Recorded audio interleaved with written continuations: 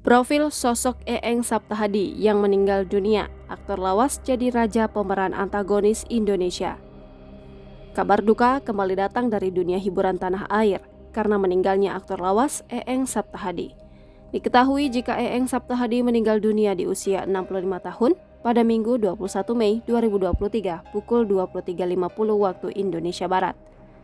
Meninggalnya Eeng Saptahadi sontak membuat banyak pihak merasa kaget dan kembali menyoroti sosok aktor lawas yang dikenal sebagai raja pemeran antagonis Indonesia. Sosok Eeng Saptahadi atau dengan nama asli Muhammad Jueri Saptahadi ini merupakan aktor lawas Indonesia.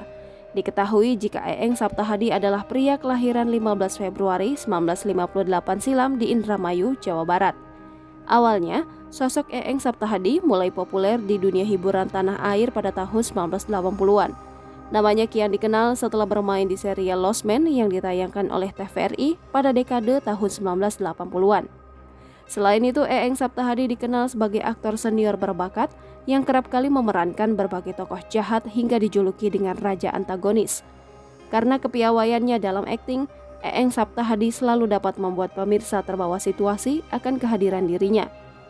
Bahkan Eeng juga tercatat meraih nominasi Piala Citra pada Festival Film Indonesia 1989 sebagai aktor terbaik dalam film Semua Sayang Kamu. Lebih lanjut diketahui jika kabar meninggalnya Eeng Saptahadi diungkap oleh salah satu pemain sinetron Takdir Cinta Yang Kupilih. Dalam unggahan Ratu Dewi Imasi, dia memajang foto Eeng Saptahadi bersama dirinya dan Alicia Rininta. Eeng Saptahadi diketahui masih terlibat dalam sinetron stripping tersebut. Tak hanya itu, Alicia Rininta yang berperan sebagai anak Pak Asraf diperankan Eeng Saptahadi dalam sinetron Takdir Cinta Yang Kupilih ikut mengungkapkan duka. Dalam kabar yang didapat, Eeng Saptahadi meninggal dunia di Rumah Sakit Primaya Bekasi Barat sekitar pukul 23.50 waktu Indonesia Barat pada Minggu 21 Mei 2023. Sementara itu hingga kini tak diketahui pasti penyebab meninggalnya Eeng Saptahadi.